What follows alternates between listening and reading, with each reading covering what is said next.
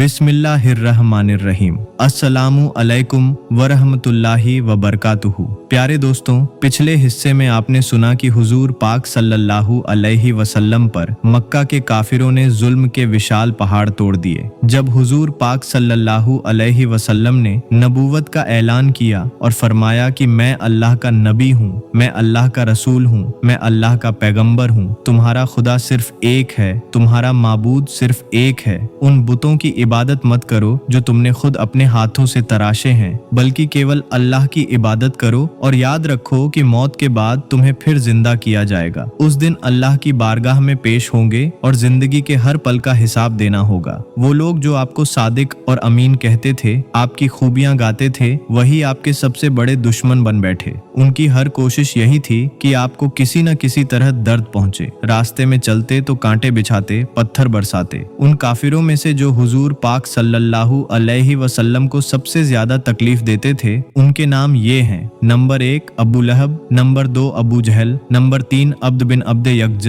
Number 4 Haris बिन कैस बिन अदी, number 5 Waleed बिन Mughira, number 6 Umayya बिन खलफ, number 7 उकबा बिन अबी मुईत, number 8 Abu कैस बिन फाकड, number 9 आस बिन while, number 10 नजर बिन Haris, number 11 Mughira बिन अल Hajjaj, number 12 Zuhair बिन अबी Umayya, number 13 Shaiba बिन Rabia, number 14 अदी बिन हमरा, number 15 अब्द बिन अब्दुल उज्जा, number 16 आस बिन सईद बिन अल आस, number 17 आस bin Hisham, number 18 उखबा बिन अबी मुईत, number 19 हकम बिन अबील आस। ये सब हुजूर पाक सल्लल्लाहु अलैहि वसल्लम के पड़ोसी थे। अधिकतर दौलतमंद और रसूखदार थे और रात दिन आपको तकलीफ देने में लगे रहते। मक्का के काफिरों ने सिर्फ हुजूर पाक पर ही जुल्म नहीं ढाए, बल्कि आपके साथ साथ नए मुसलमानों पर भी ऐसे भयंकर सितम किए कि मक्का की धरती थरथरा उठी। आसान था कि सबको एक झटके में कत्ल कर देते, लेकिन ऐसा करने से उनका बदले का जुनून शांत न होता। वो चाहते थे कि मुसलमान इतना सताए जाएं कि इस्लाम छोड़कर फिर शिर्क और बुत परस्ती अपनाएं। इसलिए मौत देने की बजाय तरह तरह की यातनाएं देते।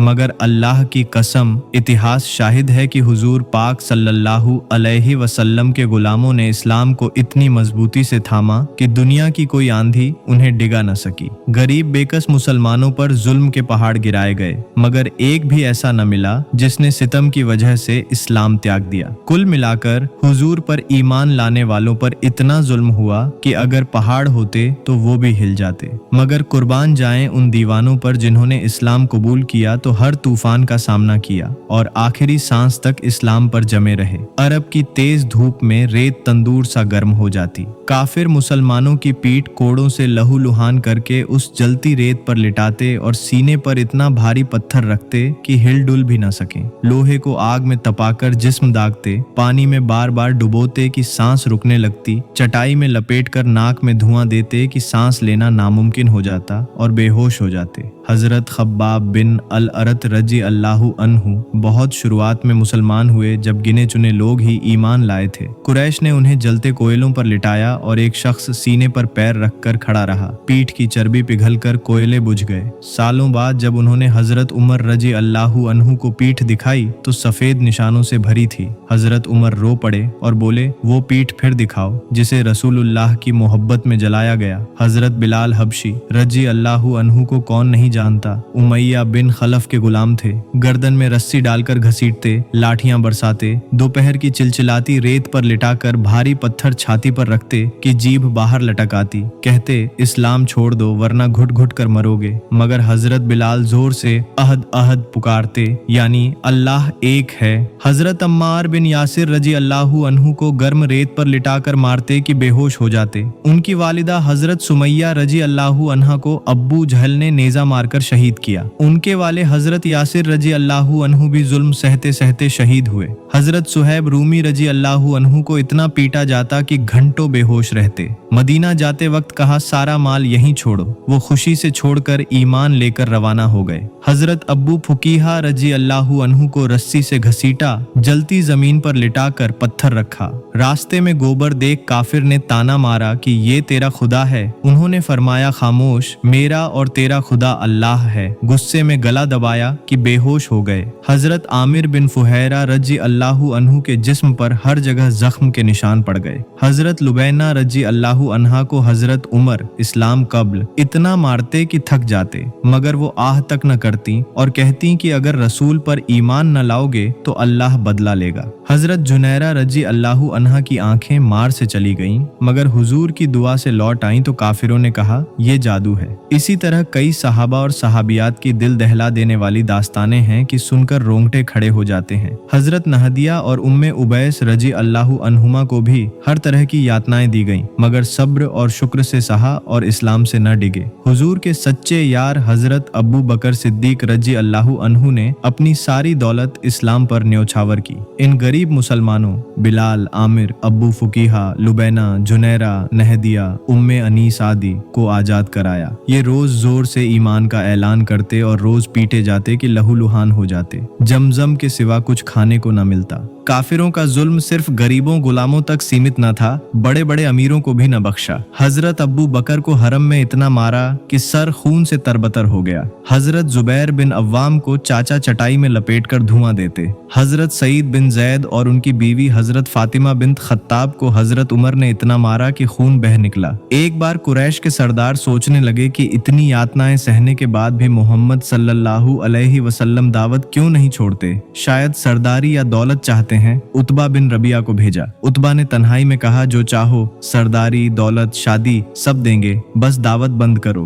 हुजूर ने कुरान की आयतें तिलावत फरमाई। उतबा इतना मुतासिर हुआ कि रोंगटे खड़े हो गए और बोला बस कीजिए, दिल फट रहा है। वापस जाकर कहा ये न जादू है न शायरी, इन्हें अपने हाल पर छोड़ दो। मगर काफिरों ने न माना और जुल्म और बढ़ा दिया। जब कोई रास्ता न निकला तो अब्बू तालिब के पास गए कि भतीजे को रोकें। अब्बू तालिब ने समझाया, मगर हुजूर ने फरमाया चाचा सूरज चांद दे दें तब भी न रुकूंगा। अब्बू तालिब मुतासिर होकर बोले मैं तुम्हारे साथ हूँ। जब मक्का में टिकना मुहाल हो गया तो हुजूर ने हबशा हिजरत का हुक्म दिया। वहाँ का बादशाह नजाशी बड़ा इंसाफ पसंद था। 5वें साल 11 मर्द और 4 औरतें पहले हिजरत कर गए। हजरत उस्मान गनी अपनी बीवी रुकैया, हुजूर की बेटी के साथ, हजरत अब्बू हुदैफा, अब्बू सलमा, जुबैर बिन अव्वाम आदि। काफिरों ने पीछा किया मगर नाकाम लौटे। फिर अफवाह उड़ी कि मक्का वाले मुसलमान हो गए। कुछ वापस आए मगर खबर झूठी थी। फिर 83 मर्द और 18 औरतें दोबारा हिजरत कर गए। काफिरों को ये बर्दाश्त न हुआ। अम्र बिन आस और अब्दुल्लाह बिन अबी रबिया को तोहफों समेत नजाशी के पास भेजा कि मुजरिम वापस करो।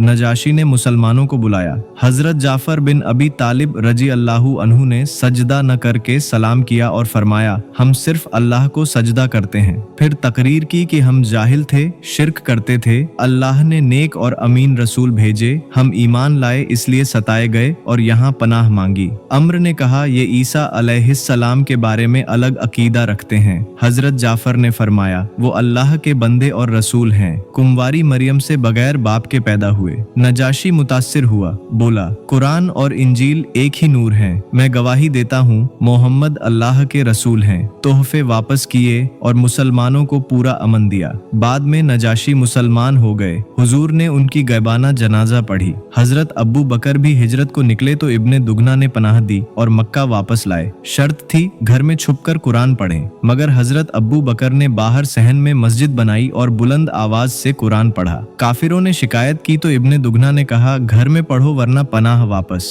हजरत अब्बू बकर ने कहा कि मैं घर में पढ़ूंगा। बकर ने फरमाया अल्लाह की पनाह काफी है। दोस्तों बाकी वाकया अगले हिस्से में सुनेंगे इंशाअल्लाह। वीडियो कैसी लगी कमेंट में जरूर बताएं। फिर मिलेंगे अगली वीडियो में। अल्लाह हाफिज।